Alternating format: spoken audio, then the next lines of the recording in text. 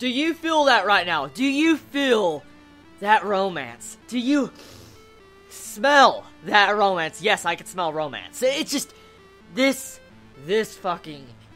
series, man, I can't get over it. Every week, when I watch Oh Haru, my feels counter hits the maximum it can go, and at the exact same time, it reminds me of the anime I used to watch in the past. So much good romance anime I saw all the time when I was getting into anime. The feels, man, the feels that this series gives me, it's to die for. It really is. This series is so fucking good. It's definitely my favorite romance of this anime season. Hands down, nothing has beaten the romance in this series from this anime season in my eyes. Because the cuteness between the characters, just the situations, the atmosphere that this series gives off, where I can feel the romance from these scenes. It gets you. It really gets you. Like that one scene in this episode with Ko and Futaba, when you see their heads on the table, and then you see the entire scene where Futaba's rubbing Ko's head and all that, nuzzles his head, and I'm like, I'm so freaking cute as hell! I just couldn't control myself. I was just gushing over that entire scene. I jumped up out of my seat once again, and I was like, oh my god, how can this get any better? It can't.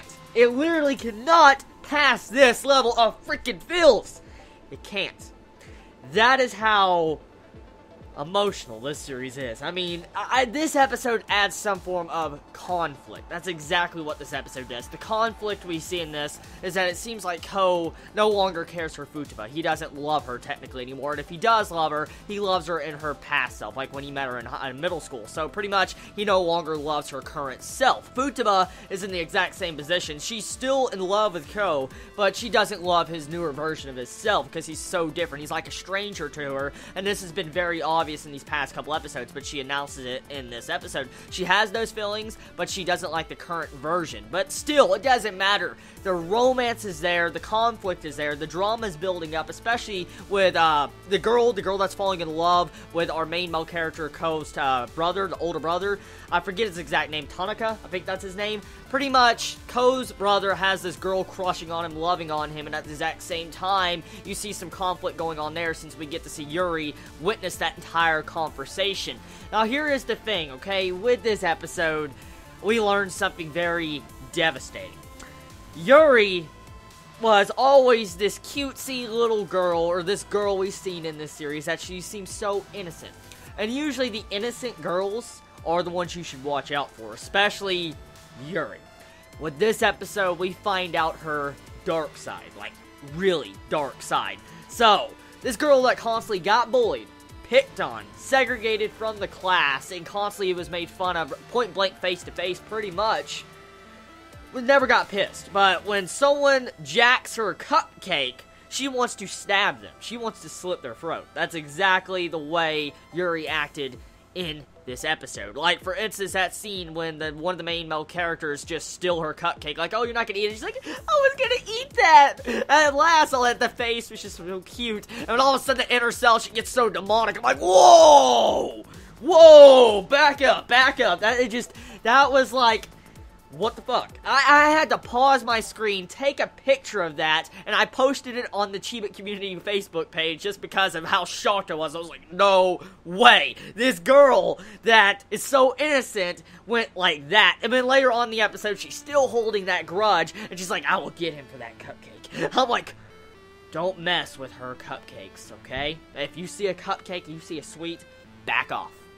Back off. She's one of those people that would cut your head off at the end of the series, for instance, like School Days. So, yeah, we've learned a very dark element to this series. Now, besides that, I feel like the episode had those emotions at an all-time high with this episode, because the romance in this series is continuing to build up and build up by the passing episode, and it's getting to that point to where my heart is about to explode, because the romance I feel from these characters are just so fucking devastating. It really is, because there's one moment where I'm like, just get together, just kiss, just kiss. That's exactly what I was saying when you saw their heads laying down on the table. I was like, just fucking kiss, kiss.